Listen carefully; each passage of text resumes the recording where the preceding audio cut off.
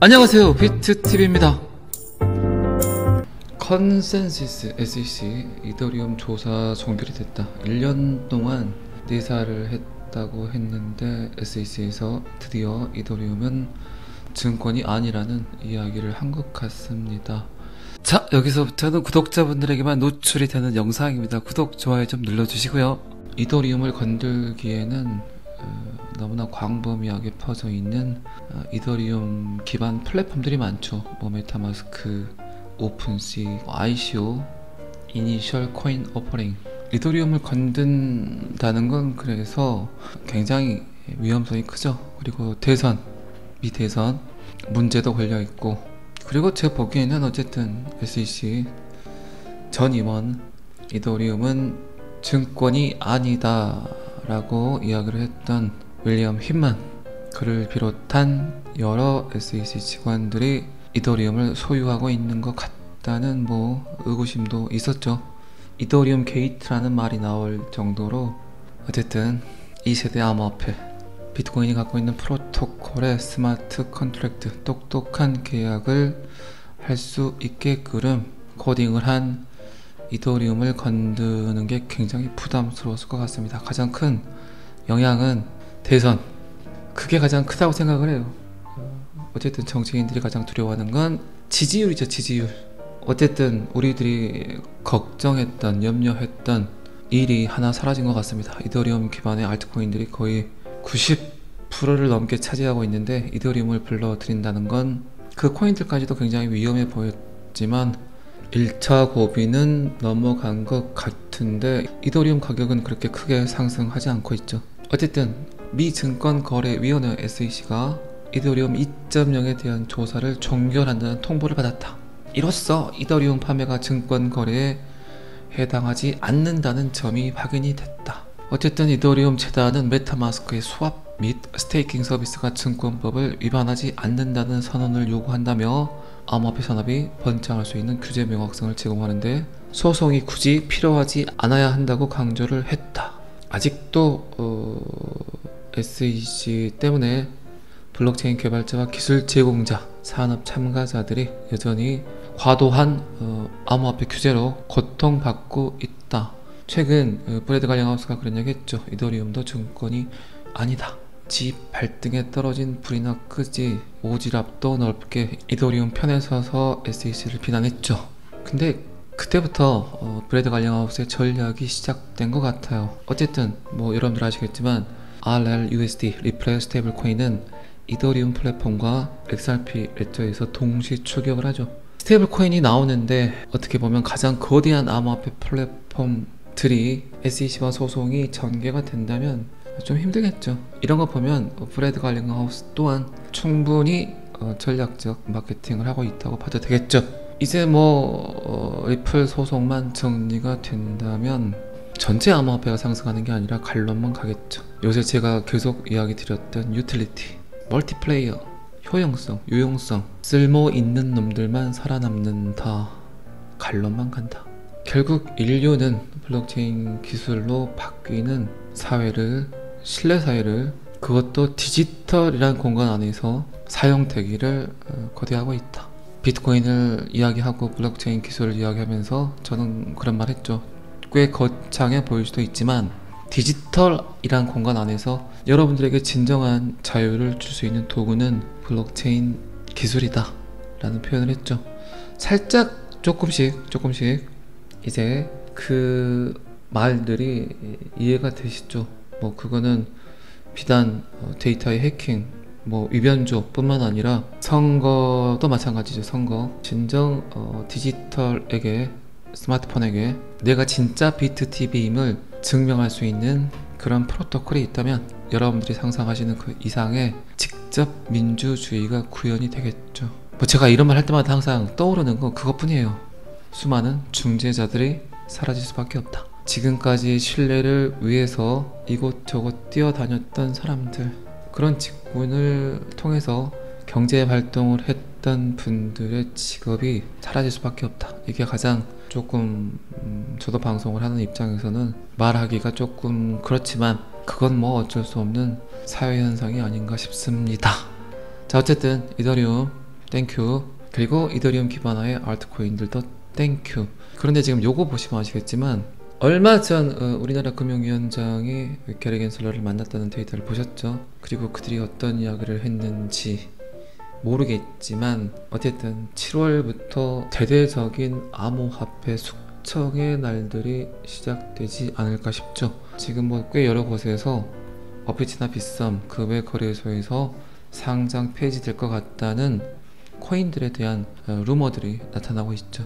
이 부분에 대해서는 뭐 제 영상을 오래 들으신 분들은 너무나 잘 아시죠.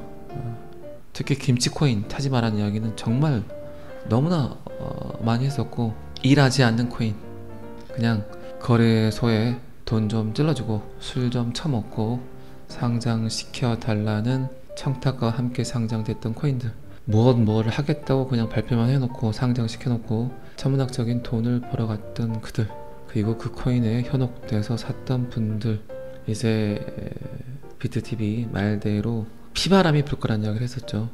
제가 2024년 특히 규제의 명확성이 정확해지면 전체 모든 코인들이 상승하지 않을 거다. 뭐 방금 전에도 말씀드렸지만 갈론만 간다.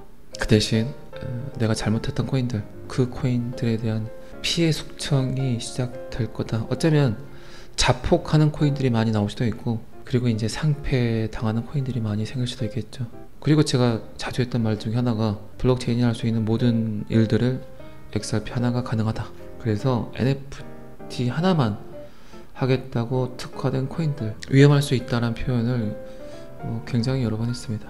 근데 어쨌든 아직 발표는 나지 않았지만 NFT 특화 코인들도 결국 불필요한 도구가 되지 않을까 라는 생각을 합니다. 어쨌든 가장 큰 기준은, 상패 기준은 뭐 여러 가지 있겠지만 가장 큰 틀로 보면 일하지 않는 자 떠나라 이거겠죠. 그리고 이제 뭐 제가 어제 영상에서 그런 이야기 했지만 거기에 들어갔던 돈들이 결국 삐져나와서 어디로 갈까요? 결국 메이저 알트코인으로 들어올 수밖에 없습니다. 기술력이 좋은, 미래성이 있는, 일을 하고 있는, 그리고 어쩌면 미국에서 인정하는 코인, 그게 가장 안전하다고 생각하겠죠. 암호화폐를 잘 모르고 비트코인을 잘 모르고 비트코인 백서가 뭔지, 블록체인 기술이 뭔지 잘 이해하지 못하는 투자자들의 거의 90% 이상이, 그분들에게는 가장 중요한 게 뭐겠습니까? 그냥 떳떳한 놈, 안전한 놈을 찾겠죠. 리플의 상승은 여러분들 생각하시기에는 신규 투자자가 들어와서 리플 가격을 상승할 걸로 생각하실 수도 있지만, 결국 암호화폐에 투자했던 사람들이 시간이 지나고 공부를 하고 이해를 하고, 그리고 거기에 대한 집단 지성이 생겨서 요놈이구나, 결국 요놈을 탔어야 되구나 라는 생각을 한다는 겁니다. 어쨌든 뭐 죽이 되든 밥이 되든 XRP가 상승을 하게 된다면 1차 상승은 강력한 호재에 대한 시그널이 뜨겠지만, 그 시그널을 이해하는 사람들은, 암호화폐 시장이 뭔지 조금은 아는 사람들은 결국 XRP, 이더리움, 비트코인을 선택을 하겠죠. 그리고 이제 2차, 3차 상승을 이끄는 그 시드는 이제 신규 분들이 그 언저리에, 그 분위기에 맞춰서 상승을 또 이끌겠죠. 제가 생각하는 그 2차, 3차 성장기, 그때 가격, 저는 그게 리플 10,000원이라고 생각을 해요. 여러분들 생각에는 뭐 제 영상을 오늘 처음 들으시는 분이 갑자기 돈을 빼서 XRP를 살 거라 생각하지만 그럴 일은 없습니다. 그들은 두려운, 그들은 암호화폐가 무섭다고 생각하는 그들은 충분히 XRP의 상승을 지켜본 뒤에 그때 시드를 참여시킬 거라 생각을 해요.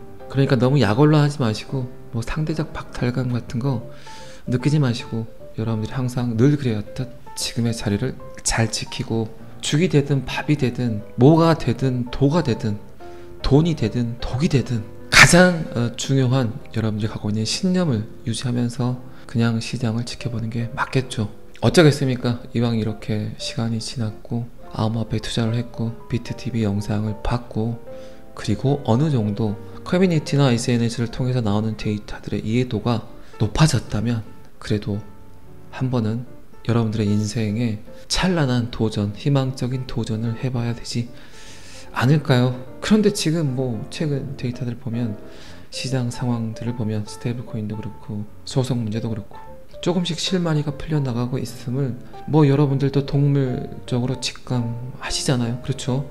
그거는 뭐 암호화폐 금융만 보고 제가 이야기를 드린 게 아니라 전통 금융도 어느 정도 이해를 하고 이야기를 했겠죠. 세상 돌아가는 꼬라지가 그렇다는 겁니다.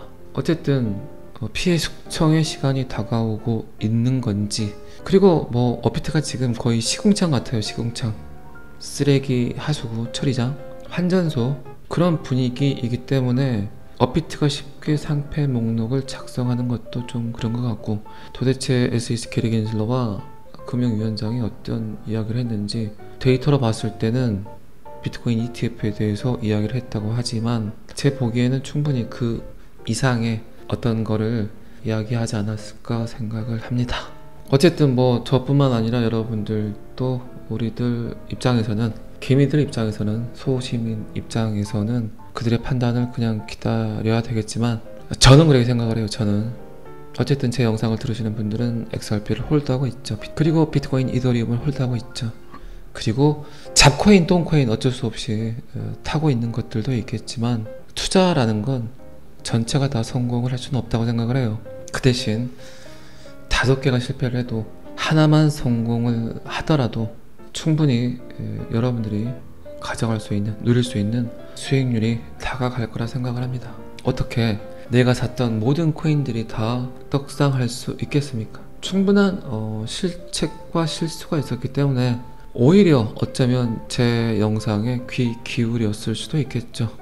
그러니까 너무 실망하지 마시고, 속단하지 마시고, 우울해하지 마시고, 갖고 있는 거 잘 지키시고, 뭐 어쨌든 현명한 판단을 해야 되겠죠. 제가 뭐 여러분들 직접 만날 수 있는 것도 아니고 영상을 통해서 잔소리 같은 잔소리를 꽤 많이 하지만 그 잔소리들이 결국 어떻게 됐습니까? 독이 됐습니까?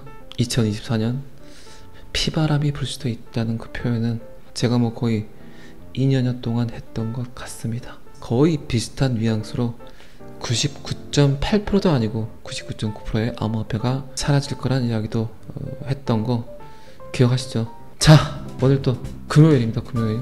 너무 자책하지 마시고 최대한 여러분들의 자존감을 뿜뿜 할 수 있는, 높일 수 있는 그런 일들이 무엇일까라고 생각하시고, 오늘은 적어도 여러분들 자신을 위해서 여러분들에게 선물을 하나 정도 해주시면 어떨까 생각을 합니다.